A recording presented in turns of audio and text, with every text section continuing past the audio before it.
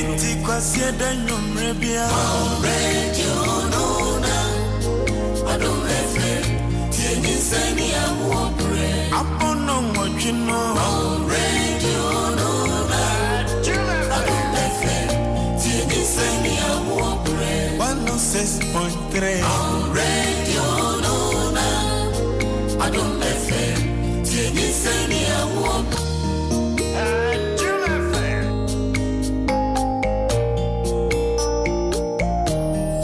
so men kran kwantuo emu won sensen bebere emu yare ne mu amane huno ti afia man kwata maklo e Nyinsen Ne Awoɔ bre enu se on kasa nwie no na wanya wo na no anduro aboso men kran kwantuo emu won sensen bebere emu yare ne mu amane huno ti afia man kwata maklo Nyinsen Ne Awoɔ bre enu se on kasa nwie no na wanya wo na no enti kwasie da nwomre bia radio nona Adom FM tie Nyinsen Ne Awoɔ bre abono nwotwino radio nona Adom FM tie Nyinsen Ne Awoɔ bre 106.3 radio nona Adom FM tie Nyinsen Ne Awoɔ bre Yada se no ngotwe bo Adom 106.3 Nyinsen Ne Awoɔ bre ena aso yeda yenua be ma sese nwumo ede hwamode ama ye ne enkomo no ehia se ye nyina yetena fidie na chenyi free hakra na yenni san komo we pre eclampsia enne ha ema apemfo ene oba Facebook se si ayi a obia share ne de odo se wo yo pemfo se wo nyo pemfo yentie san komo na mojabro so de se de anu ayedi hypertension ho komo ewo Adom TV no na ye hwe pre-eclampsia ye se mojabroso ene no so de ba ha ma pemfo ho komo ene ye ba bedie ntie bia na obi pi kokọ kosoro afa no normal o miti na ene ya ne ho ade mesro ye bewie no no hunu se nye tiare bia keke enye wani na etutu wa keke nemom ebia na bibi na di akire ntie ntena free sabrey kosi se nonkono bebo me de aseda no bema endpoint homeopathic clinic yedana se papa se oka ye ho nti yetumi nya mpanifo ati se ye ba no mo ne yembedi enkomo kire yade wo na da romantin so enne ye ma fa fura wo ni problem wo mutime wo fo mo ho fo mo ba mankura ne nyini kama e ma wo fo nso nyini kama nti say infections how memma prostate wanya problem ana boboba nso a yenko endpoint na yenko ye free scan no wo ye free demom yare wo mu dia na se ne wahwe ama waduro ense wo betua no no for endpoint was 0244 867068 0244867068 medin ede afia amankwa tamaklo me omini amanum fe bi on de ato ho so say pre-eclampsia ho dawuro one more ebebo ene hypertension ho dawuro one more ebebo ya ne ya fa no hypertension kokora ya de ne mrewa Manti ne maba wa ekire wo mo no enye bete enti me wo Betty owusu ansa wo ha Betty anwume ye mo ajo ya minya ya da se papa se den so waba na o so no ba ku bi ono de o ma hada den so ma me pressure pa atumu se me blame no because die wa hunu de wa famunti opese o kama obi ehunu opese ni nua bi bekomu sa enti me wo nana efua sapon so wa ha wono so de asi wo so bebo dawura fa pre-eclampsia ho nana afia enwume me mo ajo ye nua bibia boko de ai nyame hira papa ne 202 ho ahye wa brese tam because si ha no opon a wo ba ne masa atwe na ba se de no a Betty wo bre ya masa atwe ba TV no nana afia nso abre nso se afia asemu ede yanka ma obi a nwume maba na mo ne ye ba bedi enkomo nana afia edini ye nana afia na nana efua efia mom okay na mka se fanti efua anti no yada se na efia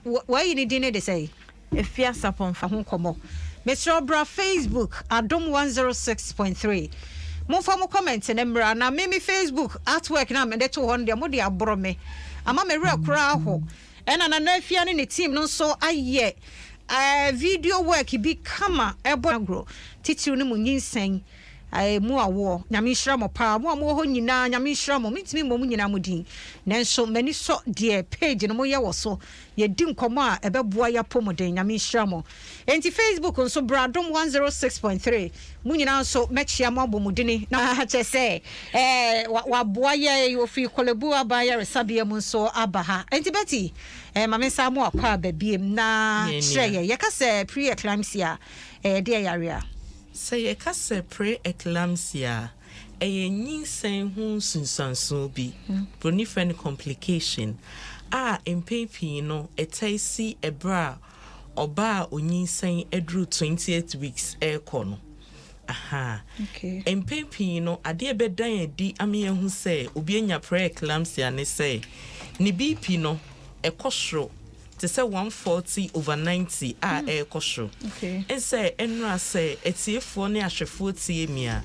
Make I say obi enyinsan ya na obaby enyinsan ya ne BP na eba fom. Okay. But odru 28 weeks na ebi mu de to mi kosho.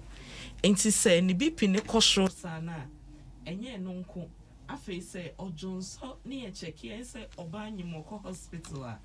Yetumi di paper bi to Johnson nim ne ye hwe say Kala ne best sign no ye tested for protein and also se protein wo Johnson ni ma and no doctor betumi asisupi say asimesi betumi anya pre-eclampsia na wenya pre-eclampsia.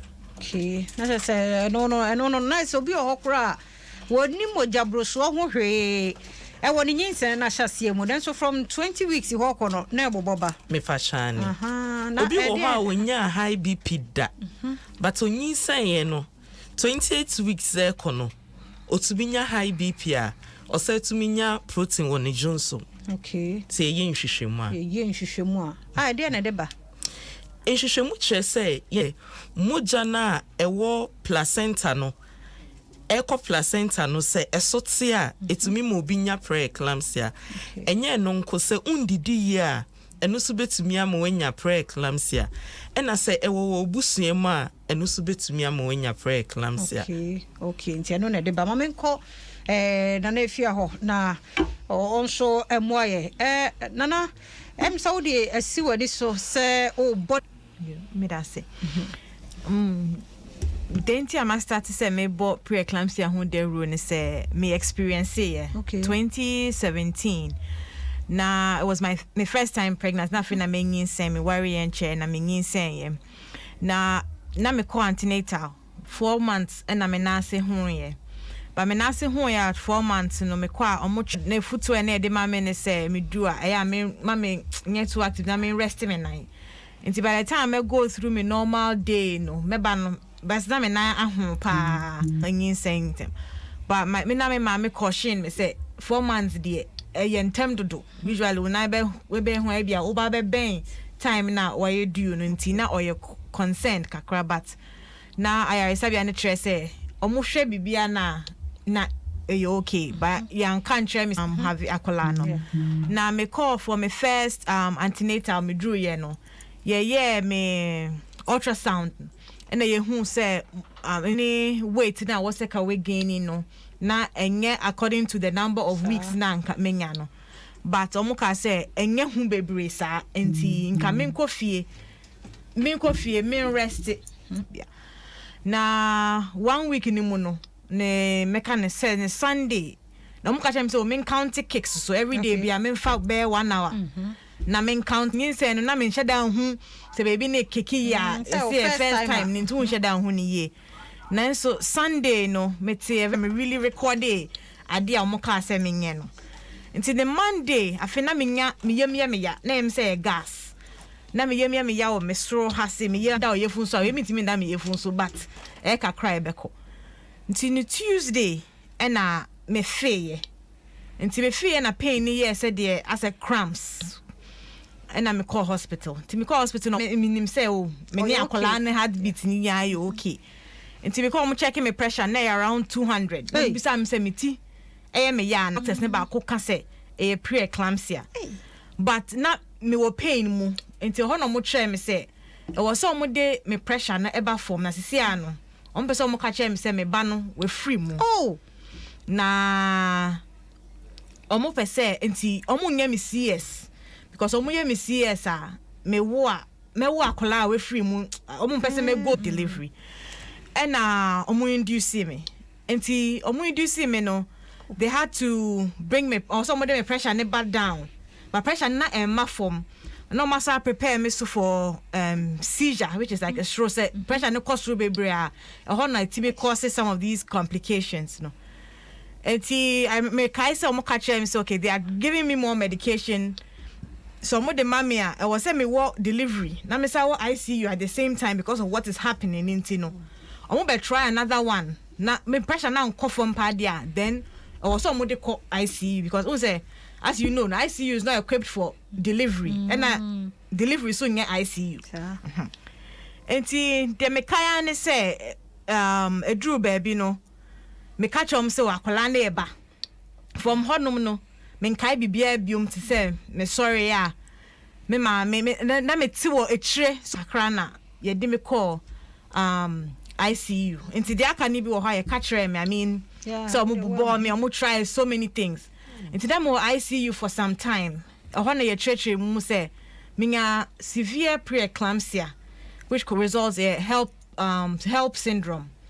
Which also and I'm saying placenta abruptio placenta ntama na akola ne ye we no na obre into free placenta ne ho say what an cake ana meni age no na what free placenta ne ho nti na akola na wu 2 days e wo me yem aha nti no HELP syndrome no affect your liver or kidney and now platelets ni ability for moja no say be clot enti moja tu mi pa ba mi ICU nye ma mi moja eni bibi enti ade ni nyina sirie ye no eho na me start say me dwene ho na bibi wo ho no ma na say ho na shine be bonum no fam mami because Charlie awo ba ko pa ho wahala pen kwabna shine be bo ade oh Eradi mama boate. I mean shira ma yeken. Lumba. I mean shira. Ba Nyinsen Ne Awoɔ de wa wantie de ane ha me. Wo de tie we na me fa nkulu mare ho wo mu kakra me ba.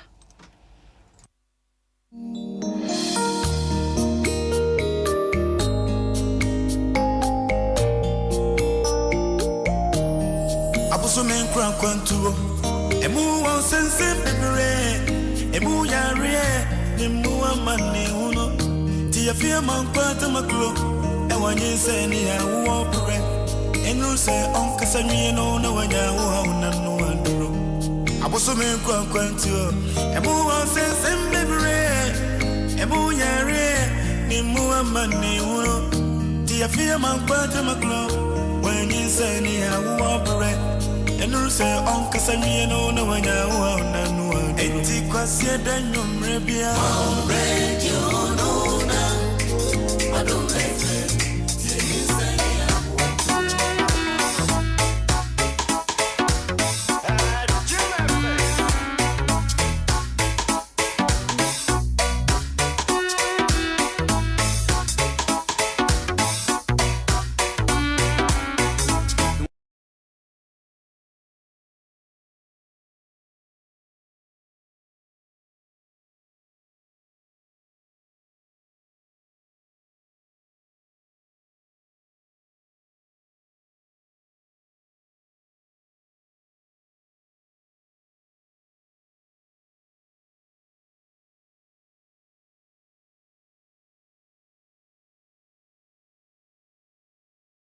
So what?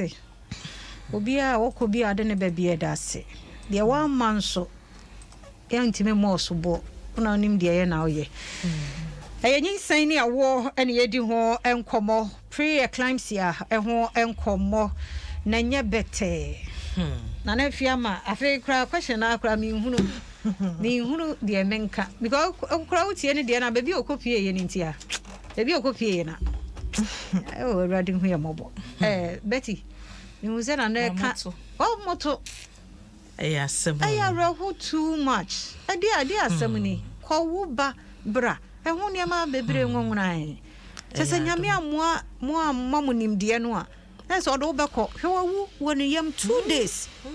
onim he okay can I say na dia nani age say we free 2 days and what ho me we say na ne kasa no o say o kan na wo je ho obobo ne ma bi ne die no community say pre-eclampsia no apɛ mogya so but it lead to other complications bi obobo so a na obo utinko no ne die no utie ne die na e ba ne say empempi no say obi enwoda na onyisen a nipa kro no nhwehwemu kire say oye at risk developing pre-eclampsia ena obi so obi below 20 years na onyinsan a ono so wa at risk developing it ena obi bro 40 years a na onyinsan a ono so wa at risk esa ba bia wo hye ho ena obi wo ho a na busuani bi enya pre-eclampsia pain ono so onyinsan a also ya ahweye efiso no so betumi enya bi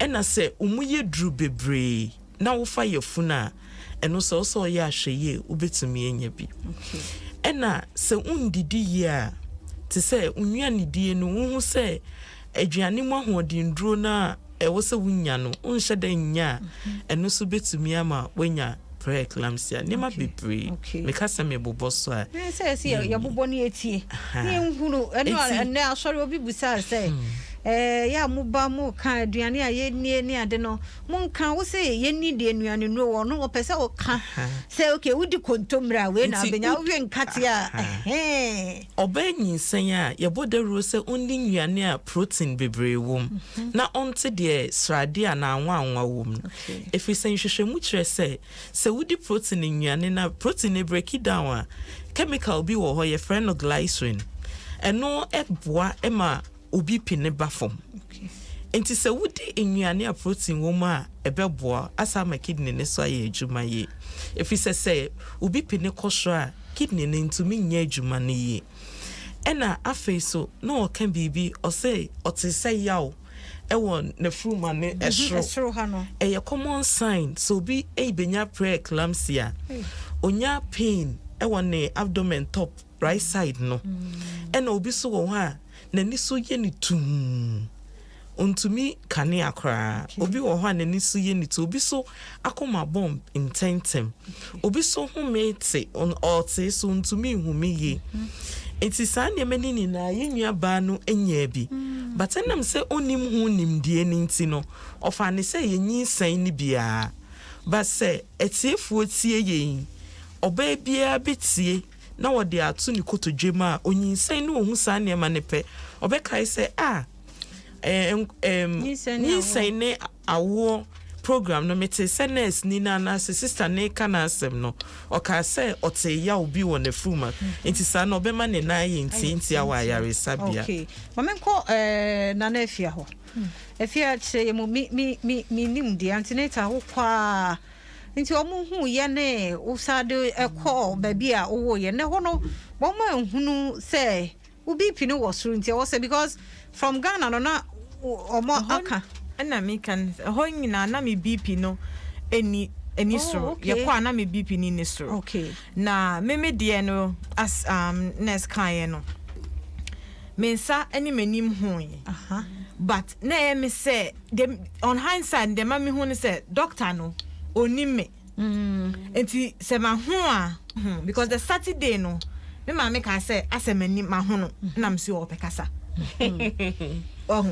enti sana because me yi me ring cry na sa ho 30 year me kai pa me call antenatal ba ko Ghana sana me ko no me checking me weight next na be friend ma me checking me weight bio so you sure but me bisa na say den wan kan kire me e wo say wonya over a period but we wait no kosrun tententem a sign of some of these things I was say catch na me ni say ye catch say wo hu bibi no ye nsi supi catch say bibi wait enti wo no bedwen say e normal until say when who say ebia something extra on ebia moja bi too and bibi na wo say we dey was say me call hospital na me ntwa no me family ma me nurse so nti ma me nurse amo nim ho ahwe nipa no waba wa check it when we say what have phenomena but it means a bibi nye ada mo ka kire ya usuro ye I think say me say mo so sometimes yen fa so bo no kakra mo na me fa so mo mfa mboye kese if we say Impimpi nipa ohwe no minim say or ye qualified nurse na ne owonya no wote hospital enyo obi a ohwe atade white and or ye nurse like qualified nurse ye wo nurses mu levels enti se nipa no ohun say weight ne kosro na onhye de nim hu nim de bebre a ontumi mma wapo fi na akutu akoma eyesa ne ho be kire no patient ni kodru doctor n'anima obeka se midru o nurse na ni say na kofa problem ama no enti say weight eye excess like eye kese a bro so a ena de bia me kase wan kasa wo gain weight a wo hu unhia nurse nimpo no akase wa gain weight atade a wo hye no afi enko wa pomuden no enye nurse ni anase doctor no on ne kura no kura wa enti se wudru ho ma me nurse pacho weight na yesen okacho say ada de asem me pacho ya mapomuden me right se mi hu me hrewa aka kire me na wa kira to ho adafo sa kwa antenatal na ma weight na ube hu se difference no asondodo no we bisa doctor adenti na me weight no na otwe mienu a me bae aye kesesa echesa akra no na aye kese ana empepi no nkomodie na okasa no ebema doctor na be from te no aka se we ne kotwa scan na me nhwe sa akra na aye kese dodo a ye kotwa so abofra na ye ketewa eho no hu se manhwe ya erabe obenya preeclampsia ebeboa na mena investigations bebre afa kidney ho ahwe se ne kidneys no esi ye adwuma but mami tie na na afia me say ye nyina ye Ghana for ye suba okan ya na atene ne ye ko because ubisa no at least eso okan bibi wan ka bibi ase de mami nurse me say one now pe questions say na make say omo uko as working possible say na nurse dream say enye ono ne na wo say okan bibi because o ba be hu doctor no dey take you vitals na doctor amount o counseling no the doctor ne ka say first be hwe me nan no ye hwe me pressure no no ka say your friend say minti meduane so what I say okay but me dey ne say I'm not blame obia say yeah say minimum as all kana minimum se mi wait akosora minim se wo nyinsen a wo be yekese na ansa na mi nyinsen mi lose weight pa ancha na mi nyinsen na before my warrior no so me exercise train fine se me she me gown enti me train but and me worry July August na me nyim so all along psychological na me say wait no and I ever back and I what in so onyuma oyekese na wa fa frame and I minim enti media frame enti then na make o kan say e was say yankasa ya advocate ma ye ho e was say ye hu say bibi say ni say kra wo ho me che say minim say utimi nya hypertension obra fa ne ba no me ti ase because first na minim so nyinsen de en sheda nyu hu sa be free wa say me ho yes wo because and me till the day of the delivery well enti is the education what the mama fan say enti after no when you be to be wow okay I be monitor me till the time now you so by my own court till the end enti me yes selective induction na sa ko my problem ni bio enti oba bia enti ne hia se okọ antenatal they are told previously no catch a new doctor no impo say ye old doctor na nipa ne do saa na wajoti ato honum say ye nko ne nko yin hwehwemu na wo de wato aduro so da so eye BP patient say wan hwe sa ne ma na anya usabenya preeclampsia ahwe de obekọ eclampsia eno ye more serious ene akire me honu mu ye pre no ye ebobo baba no eye serious eclampsia honum no de aye say oba no eye serious oba no to me twa and now be ye and make us say prepare no omo de nema betutu honum prepare me say I might get to eclampsia which is the seizures now ukona we twa hwe no open for what say twa hwe esa preeclampsia ni mpo ye bobo so ye ma hye wa moto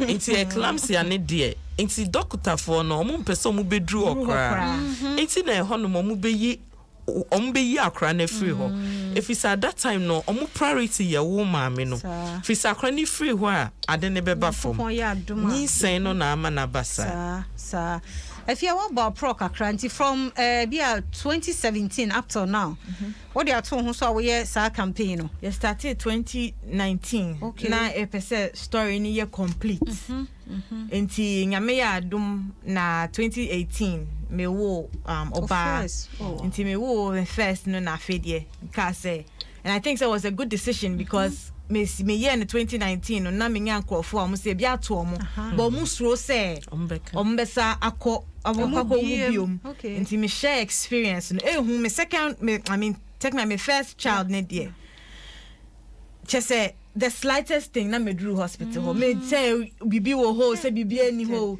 me kunu anadwo me timi nya ne se fa tito ha say o ti akola ni say oh you too careless yeah enti the slightest thing bibi kitu me friend doctor say me tie me ya o su ti nya o ya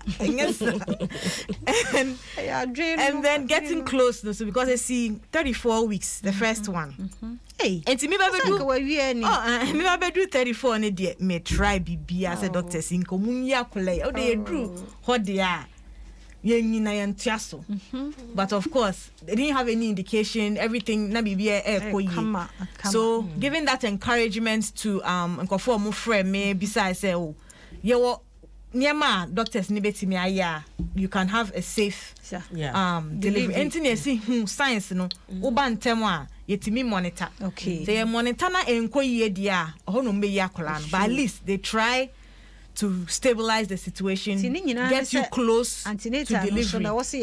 Very important. Very important. But I don't know say kosro. Inti antenatal na also ye na inti na kwa aye bisa wapomuden ho asem. Me pacho we ade inti na we ye sei. Obi wo ho kwa antenatal de bia ye je ne Johnson so ni ma de kwa ye. No cry. Wafane normal so we ni say Johnson. But onima the property a nurse ni no. And I say apomuden adwuma ye ni Johnson no. Enti pa asem. Okono o ka cho say na ope question bisa. Me pa cho mapomuden me pese me hu. Enti me short share me. Oh, correct. Me kai say me so me dey me busa question me baby anu aya alert doctor. Obusam say one ya mo apa oba na be je go so no. Na say they be me free up na me internet no so na me read me comment ya say na me dey amaro. Enti ama de bia no ohumi a o ya alert because we say na me dey different question na every no.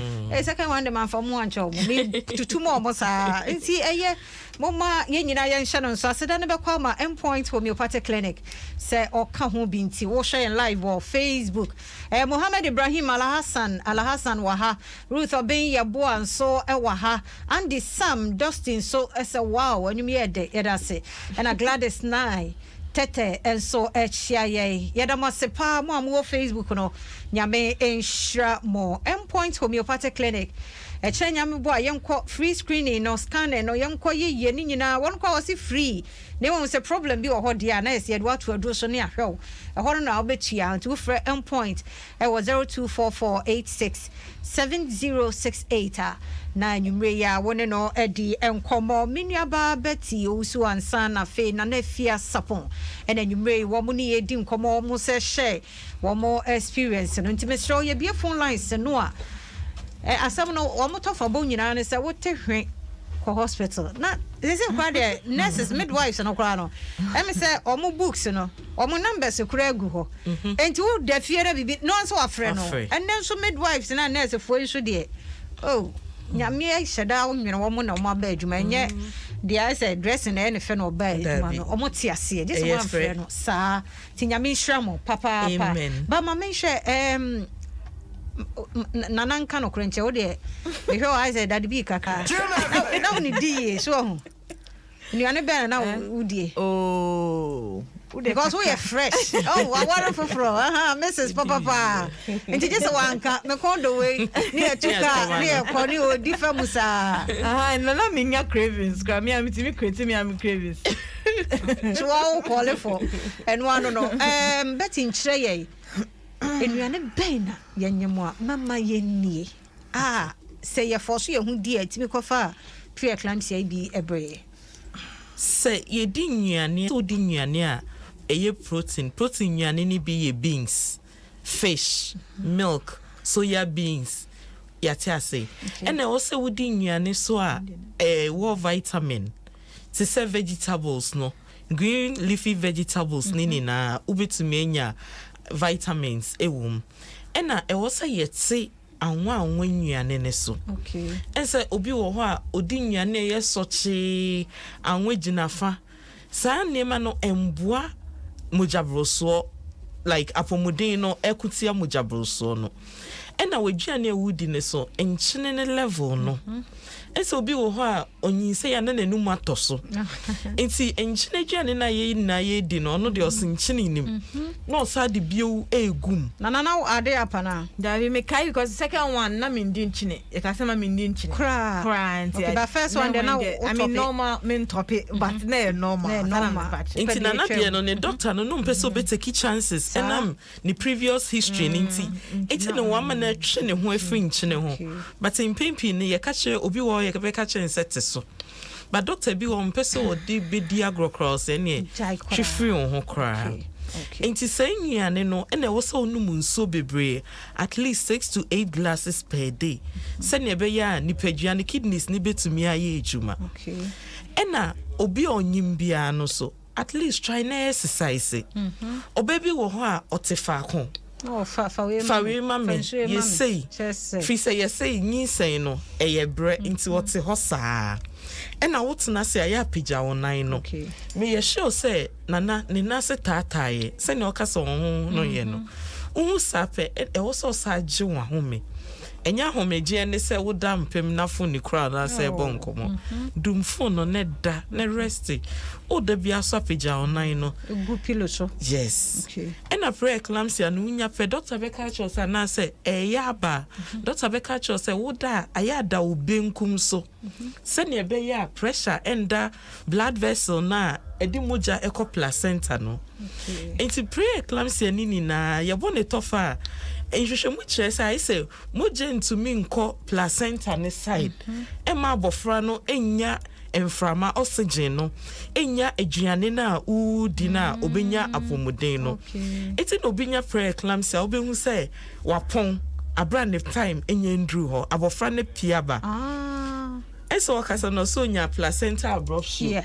Echese placenta no de eso abofra nim ne o maame no honam nim no awai every ho nti sa no ebe ni abofra ni na eba ena abofra bia ne maame anya pre-eclampsia na se fetus no eya de bia omu weight ne ye less ese na ne kasa no ka se yesi waye kese enso akra no ye hwe na onyini ye enti sano dense onye nse muja na aduane ene oxygen wom ne enti bi ndru akra ne ho enti sano akra ne de bia ni weight eye low enti eda honom sa na afi placenta ne so awai yesi wapon eno ya asema areho ene be ka se miscarriage na miscarriage brate brate hu ye mobo na efie agibi aka ho nti se nana de aye no de nyame age wa firi mu de won so wo hwe mo bi emfemu wo hwe a e bia wakọ antinatals ahodo no hwe a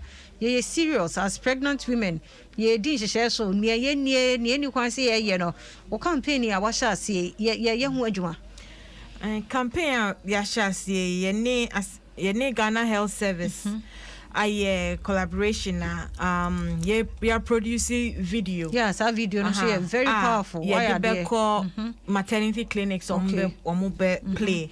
Na enrat na World Pre-eclampsia Day and I call Wednesday near commemorative or salt pond. Okay.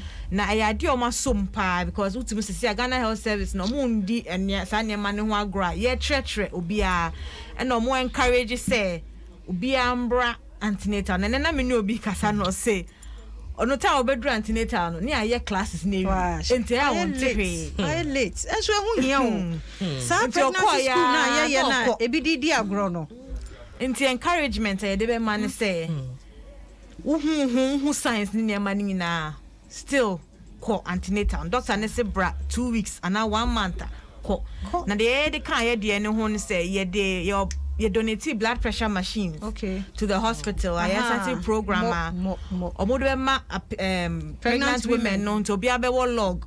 You better almost send take your more pressure. Now take recordings every time be day bano. Now log sheet to monitor it. And the idea you hope you say it be call other places. Nyame show. I bet in so I be also betting nyame show because as somebody I have passion. Na meba osulete ba man na ho. Na na nurse ni ana. David. Unni ho a health a ho kra ba bia. To we ne keke kra na ama sesi a when e bie wo health no mo sa no. Because that's okay. I may consider me who say yes. Mako school, mako nimkakra at least. Nka niema bi say die. E was say nka yehu. Na e see no. The metia ne say first as o kan wo Ghana dia anhwa anka. Ubehru nka obi doctor obi ka catch say unye born again na o de kona sakoye born again. When you health syndrome na wasa back there. E was so but the other thing that very important ne say Hona me see some kofo kan mo de bi mo so catch me ma me bi mo kan mo de say oh wait to me oh and then you ask yourself say ade na yen ka ho asem ade na ye di Nyinsen Ne ma no esie well it's like oba nana me ntwa no oba Facebook me page afia man kwa tamaklo ho na me nim se sa prayer clams omunim dada we see we nya twice ni 8th and 6th month as in the pregnancy twice ni na wanya bi obi kra dem say 2020 ya wakai date time 12:30 midnight esie just uncle phone so yanka di kama me ka me de two we ya na me chirim thinking say oh and na we so ho but we de omunim but yakoka ho asem wo yanka yes sir there's a platforms no so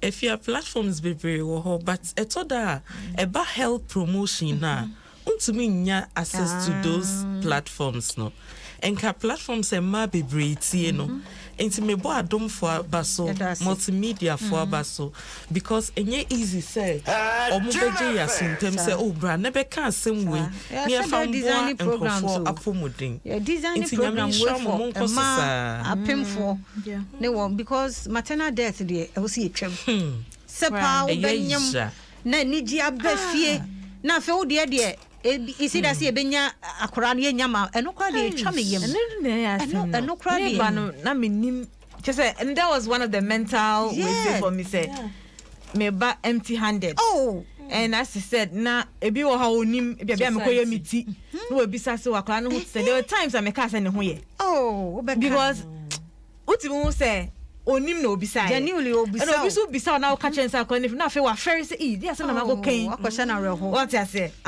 but it is something esi well enti say yan bia yan mu na yan keka about it na break the myth around pregnancy na yenti me koye ni Gladys da se Priscilla Boache wa ha or say beautiful Mrs. Maklone ne beautiful nurses France no nyamisha mu James atakuma and so ha ma Mr. wa Santimensa Florence Santimensa me mate no wasa bo me mate ba kudun abejeta mo abe ene amu mate ye Japan ma mre cool joy so say timu se nsam no watie bi we de na afia onyonku bi wa ha Yvonne Elon Nana, God bless you. You are doing a great job.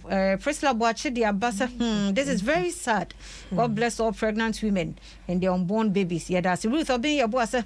So sad. Ruth, I'm back on what because Nyinsen Ne Awoɔ no worry on your and sweetie into the education or more. Yamen can Isaac Chumesi or no share than I say, what Israel be out here. Yamisha, Papa, Otisa Quadia, repeat this story for men.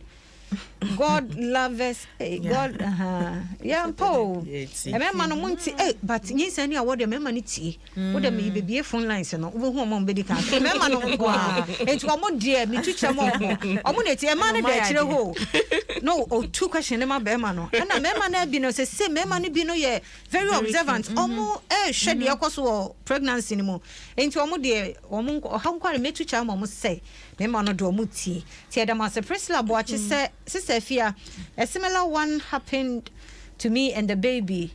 Baby was dead from 2 days in my womb, but thank God I was given some medication and I gave birth to dead body without any operation. Oh, he said, "Oh, can't dead body." It's not easy. Nyami Shrama, watching you from France. Yeah, that's a papa. Me kwa ba ya ba ye be phone lines no.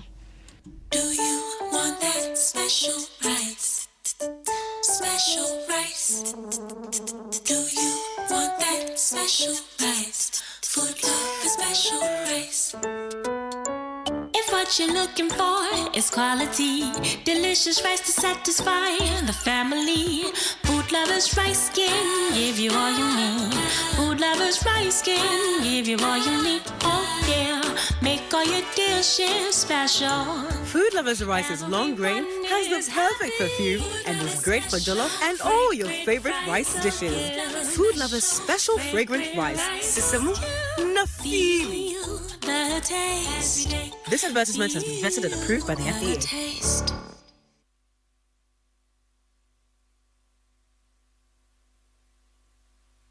Yentie nneɛma ahodoɔ bi a awofoɔ no ɛbɛyɛ saa bere yi a wɔn mmɔfra ɛkɔ sukuu yi yɛwɔ fie yi yɛne nkora no ani nkɔmmɔ ɛmfa mfasodeɛ ɛwɔ nose mask ne hyɛ ho wɔn kɔ sukuu no yɛwɔ fie yi nso brano no yɛmma nkwadaa no ɛnhyɛ nose mask no na awofoɔ no ɛnhyɛ ne ɛne wɔn nkasa deɛ nti a sɛsia yi deɛ ho hia sɛ wopie firi fie akɔ sukuu a wohyɛ wo nose mask yɛnkyerɛ mmɔfra no kwan a yɛfa so hyɛ no ɛne kwan a yɛfa so ɛyi no medin deɛ fia amankwaa tamaklo meda ase Sankratui Adom 106.3 and a day bro. Do you want that special rice? Special rice. Do you want that special rice? Food love is special rice. If what you're looking for is quality, delicious rice to satisfy the family, Food Lovers Rice can give you all you need. Food Lovers Rice can give you all you need. Oh yeah, make all your dishes special. Food Lovers Rice is long grain, has the perfect perfume, and is great for jollof and all your favorite rice dishes. Food Lovers Special Fragrant Rice. Sisemu Nafili. The taste. This advertisement has been vetted and approved by the FDA. Taste.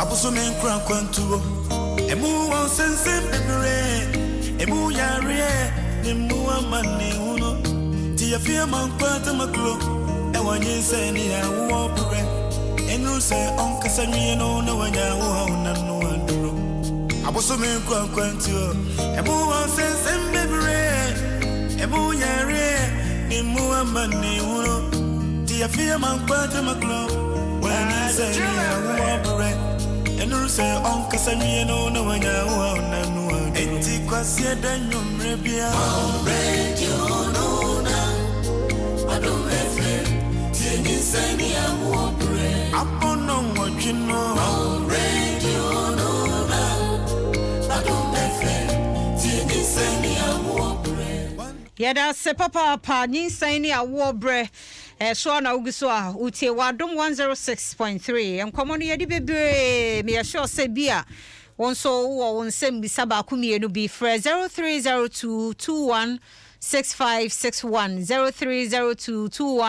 0302216562 na enen komo a yedi pre-eclampsia won so fa ode bra wo question bia Nyinsen mu tichiwe ha wadwene a ma yentie na mempanifo yi emwo na yenni enkomo nana ne beti enweme mi sam makwa babiem ye da se em say your time no kwa ni ma memfa yen policy odo me mwajo do ba Nyinsen Ne Awoɔ so da wa fa nwaka oga da se yellow radio no ma yempa yentie o pacho na madam ba ko kasa no say so you do protein food na me se ni ka say wunyam na say bi akoye test na say omo sha odun say na say protein wo ma enye na me se ni say sia da ni beye na me se say say open food this year na okay pacho mba bo ya no ate me da se papa ma me fa na da call odo me mwajo do ba Nyinsen Ne Awoɔ so Hey, Papa. me free tema. Yo, yenti Nyinsen Ne Awoɔ. Okay. I think so. The more discussing is very important, and you saying maybe free different. Now I wanted to find out when is the exact time to start going for antenatal when you conceive. Okay, pacha no. But Eda se be ya no de amount. Eda se ba kwesi ada bia ya ma ne na hanso yin komo ye disa me show say we first time. But me first time. I think what but on be ya no so ma me da se so free me da se. I mean fa na so ahoma no so. Odo me mo ajodo ba Nyinsen Ne Awoɔ so. Me juzo se I mean sure school prefect. FM Bismarck. Yo. I'm a Catholic for a past program ye a war in church. No. Now, the question I may be say, until say Casano, or say option for the best to be the protein, any vitamins, food in that phone, like milk, any milk counter. Obio also so is supposed not to take milk, ni beans, ni sanyamano. How do you combine those things? Obio also. Yeah, parenting is a man in the milk, ni beans. No, but me, I'm more advice on that. Okay. Medase. Ti ma menes so be ya no ma o medase papa. Ofo France wa homa no so. Odo me mo ajodo ba Nyinsen Ne Awoɔ so. Odo me mo ajodo ba Nyinsen Ne Awoɔ so. 0302 216561 0302 216562. Now so metie wodie. Odo me mo ajodo ba Nyinsen Ne Awoɔ so. Yes, if you have good evening. Ejo so Felix. Patrick. Kuya kolebu. Me do for kia na what to say? Ya me Adom na we. Odo ma mintie o. Me dey na say e true no. Omo ko hospital na ye hu so omo pre-eclampsia no na ye mo anti-hypertensive drug na. Omo nfa. There's this patient akola nipa ne wu won ye mu ni we no. Ansa na o ka tell me say e true no fa na tie na ya tin onfa. So they are part of it. Almost said, if we realize it, say was signing women, they be a missing so. So, one cancer doctor and they say the past experience and pre-eclampsia and son as say, oh, you're fine. If you're more educated, so that they will take their drug. Yamisha, we kia. Yamisha, papa, pounds or year, Juma, Yamisha, why? Of France or so, don't be more to open Nyinsen Ne Awoɔ so. I am papa, the program I am a Anthony Pacho. Person, hospital police anymore. What a tree and company for the quotation to moon. Nya, Ubasa, Uba was Majuma Shave, and Mobile would say 12 on hospital that night and let it be in Saya. Now, you have this son, some baby, AFC, and by. I didn't have answer.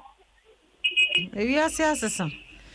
Ti o mu babo e asemo is it na me o 12 one hospital that o ti adro no asanu anu no onya o tetina onya ma toka aka bosu ma ko na wa wo wo sa e no onya na adro asha na man ti untimi nyusu kura na woni say I am say o many say I am say kwa e dey na ba ni sa e asemo question we die we di say wo bu sai yo ya hye ni nura ma atro ya da se papa of France so ewa homa no so odo me ma wajodo ba Nyinsen Ne Awoɔ so fa che me enti no ye me fa odo me ma wajodo ba Nyinsen Ne Awoɔ so.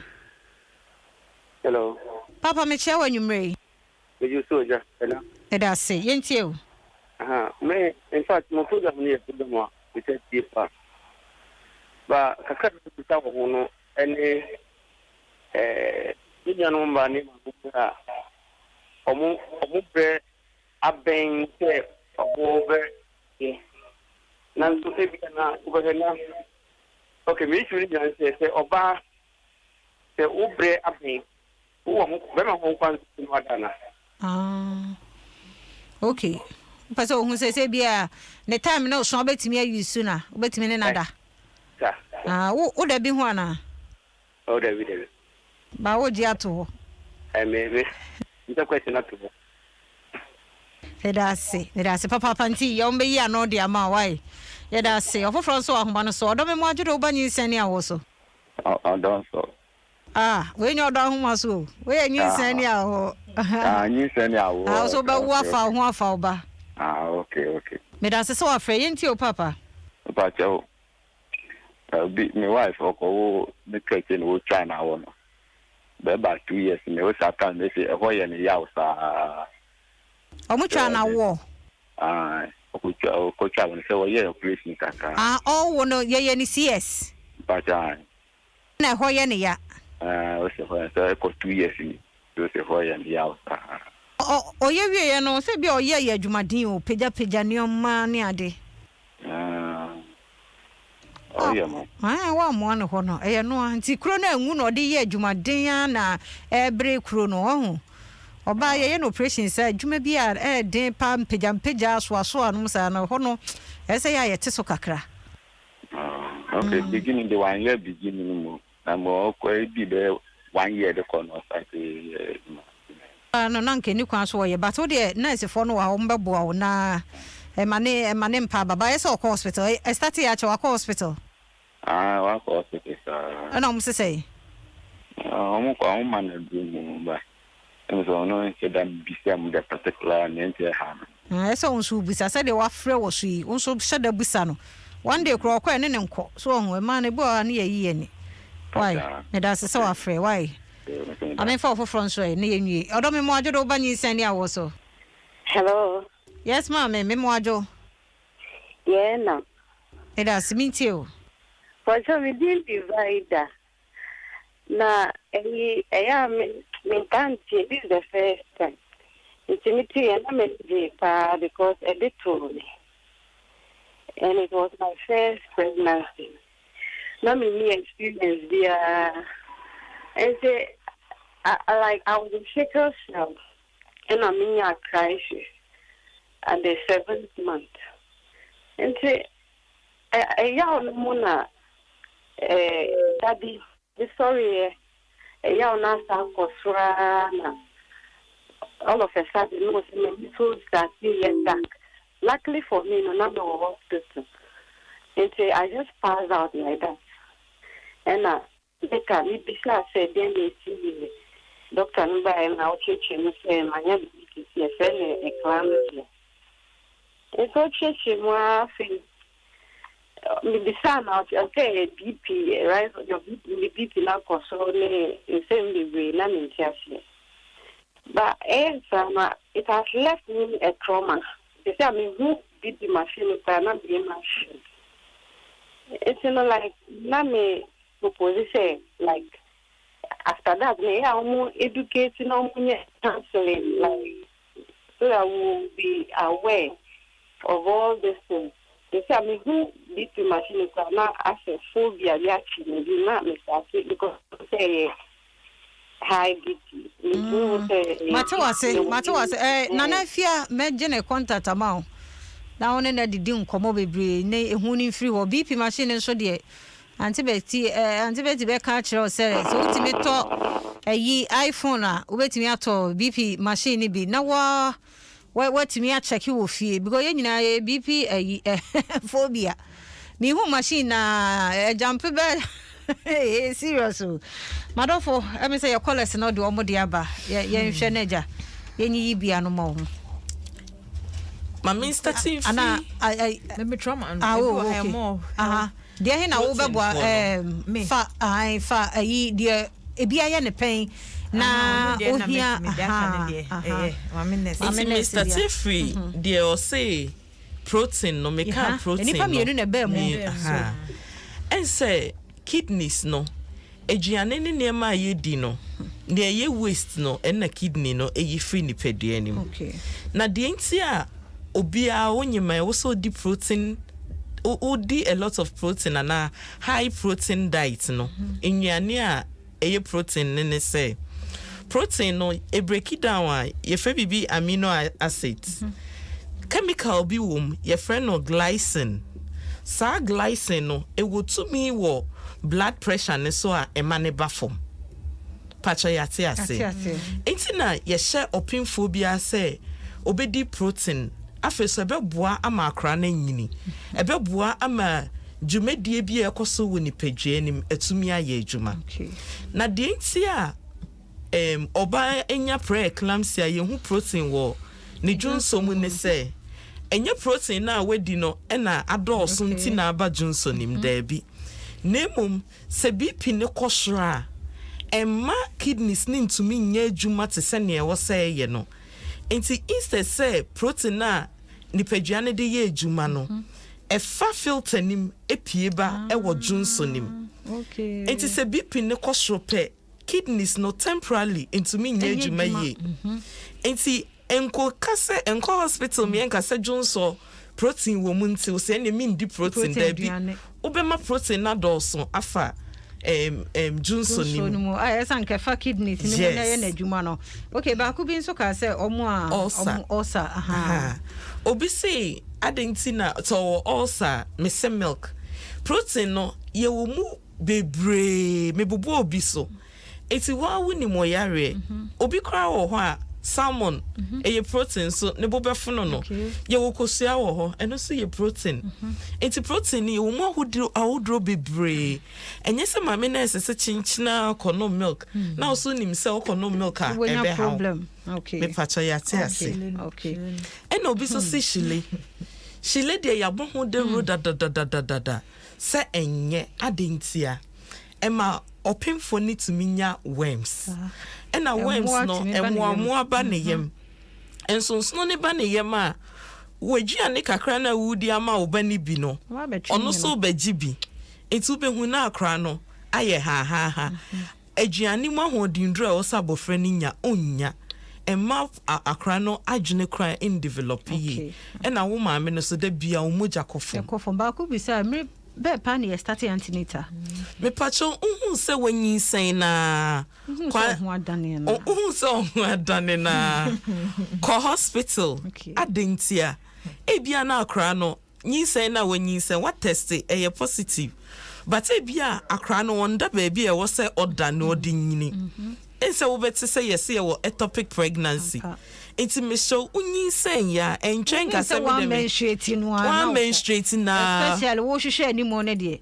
ko hospital ko sha de kruntia away matches for ni bia obi to me test positive na so be ko hospital yes onyem enti me show ye nipadua no quite complex enti bibi to chima permanent asem hia if it's a delay pe bibi be ko boni my brand here ba ko asem e ha no pa na say o man o mu ko mo last stage akwo na o betime use machine no me pacho edru latter part na mo ba na asu asumdwe mu a sa brand kra na also use machine no ba plus net o kan wonte wan hwa na o tumi se nipa ne yare ne ho na o kwa ko use na afi aha me pacho bisa oba no oni ne betumi aye bibi but aye bisa oba no so ye comfortable but in papi no oba ne beka so ye comfortable the sa close ne hwe but no so buama akra ne eba no eye easy ba so ye no bi o yare ase ne ho mfa no menka de bia onye comfortable ne comfortable de wonye so enya ba so oba ne ho mfa na itina me bisa se e wo se wo be ma no oje pini free oba ne ho odo ene de me pese me koso kakro o si ene de me ho meti ntinya abotre okay communication ye adwuma anti Rose mate wo your friend say Catholic Women's Hospital Mankesim o say na na fia wa ya de pa no adwuma wo ye nemu mo say e ma ni bi wo so mo for mo urine nemra o se de bia moje nto mo mfa mma yesre ma mo miensesa ya adwen no mo nye mfa nye hwe ye gu onima di krontia oji eno na o ka ye na meka no ya ji anso ye musa de de koye na na fia yi ye nuana de na no ma ye wo experience se wa be ye BP phobia o machine no kra ena yampa okay kese you will be a ejana even nana kra say enu nti no na ama wosuro e de wa famu se wa ye se watu ho asi ho border ro obi o sa experience no mu wanya ho antimi amfre otie ye de na obeka kire no de meka chen se sisia na wa nya sa experience ni bita no o was onim de ba e was oye wo mu say ase me kan no first me nya me san Nyinsen biom na me yam hye me pa niema bebre honoma the slightest thing na it was say me call hospital but once I wenya bi dane de se Nyinsen ne saba biom a ya me ya adom na Nyinsen ne saba biom a ubo doctors na mania omo do beto ombe monitor omo do beto my friend say draw so a ebe make sure say o BP no enkosro biom na mum say because of munim history ninti say be kosro a ombe hu ntem na BP machine ne de it was a yade a ebe boa ama yehu e ka monitoring ne ho okay enti de me meka chon say kawakuma eto yem enyi me mani minim say edin me mani embo hu bebre said there ebo hu ne sese because ebo hu sa na so ye ko check ya e affect readings na eba no enti u take BP I won't say to be catch us so in a relaxed my friend is saying form even sometimes cry a trail say we take BP it be at the same time and I'll be checking say every day be every day say 9 o'clock ya advice say bia try the same person mu hu one kasa say na normal BP no ti sa na wo say ya no hu normal BP ne tia when they're trying to establish it yetimi ma wo say okay check you BP 6 a.m. making sure say every 6 a.m. ya na obey no we check na at least we say bia mi BP mi anka say mi BP BB say na another footwa me de be buy which the nurses no almost more advocating for no year preconception counseling okay so we are one is open so Nyinsen call doctor yen hwehwem ye be kire wo niema obom say e bade a eno de nya ba but once a why wadwen say me pese me Nyinsen no o say wo kona akoye consultation na bibi wo hono ma ye be kire say bia na bi ka na wo BP ni bi dida na no so ye be take you history family history ni bibia na ya establish your base because me fa me de na because me 100 most of the time no so me drew be a 120 125 130 quite high yeah but the normal preeclampsia no 140 okay but once you establish me base no say cost be bra yetimi hu say no ono no kasa na pressure ne wo form nti yenhwe okay mama na so ye di preeclampsia ho komo BP de no eso so na fa wo number ne to na menye na na sa wo number na omunya ngumo so mama na nkomo no ye sure say bebre wo ho ankofo person omutie fi mo ho na me pese me kan bibi fa lady na osi osuro no me sure no BP machine no ekwan ba kope na betumi a overcome sa fear no pebito oto ade bia check o check a ubehu reading no na won say ubeye familiar with BP machine no it's afi okopomuden aseye na maame nurse check ama wa ehu ne mbebio okay but ade a woni bi no ye ne fofra oyembe hyew it's with the pebi nefa to fie na wa check nkakra okay and a mesre opimfo bia na obebia say obema na pomuden ahia no ade a ye hwehwe ne say obia bekwa wo so akwa ba asumdwem eya ahomete areho chese emu oyase ye beti say unim no yese ne ba na amba no pe ne baye ana yese wamba ne ba ne pe ne baye ana yese omumienu ni na amba oyesa eya areho enti dem mesre omanfo ne say emani bia so odin waba hospital no wa hye ni date say brother say omba ade no ma eya minti ase utumi bi so obi osimitu kwan minim say Nyinsen na ya ede akwajeroba obi so wo ho a on ma classes ni bi da obetwen ya time wa hwe hu say time we ne epon enti epon classes na na waba so ho na wo sua de o because obi experience be kai wo de bi ana wo de bi betu tirim na wo hu bibia akaza ye call class obi kan we ene say intimi ntu ho na ene bibi kitu e bi ye wa enye say ha junu but ese bibi kitu e bi ye wa manenya wasem hia if we say ebia the corner start kitu an na wie ye kese mishremo Mr. Yenkoye screening we ebeboa yempa 0244867068 0244867068 mami beti mami njo number no 055 826 2293 055 826-2293. Nana mama nje o number no 054 492 0822. Okay, fast civil 054 492 0822. nti che se obi frɛ wo sesia ya mo ba na obenya ebia na wo mo pam afie hɔ ana sɛ yeah you problem we yen contact so be okay, yeah, two things. Until we will bet me and fresh up a source support it. Okay. Maybe person more support the will how say me talk blood pressure machine back and I say person me donate it. Ebi mo so free for just encouragement. Until we will ha na ya refer omo to a health practitioner. Until my minutes number. Sa until no mo mi answer no so until na afia de no. Ono wo experience ni bi nti no ono be share so also person obo amomia moa ye ntoto machine si bi ma pemfo nyina akra nka ye e na ma nurse yi antibiotic so number no ono so de edi hu nkomo yi na wafre enwumre memfa mu nsi ha nyame hira mo papa na ma ba educate ye nsei ye da mo ase nti mo amo hwe ye mo amutie ye nyankopon hira mo amena endpoint asepa nyo no anke bia ye nya metna ha mo nkoso ameso yasene na nkomo ati se ye yemfa mra ne modewuro no ye kan semwe o mo hweda mo bi nto ake sisia ya na reho so sad mo bi fene to sisia oba heti 20k ba hwe pre-eclampsia ye kan o mother ontie kura noise ade ni nyina na ode amaye just 2 minutes and over Mr. Mon share wo me page ho ma me wate mudi mudi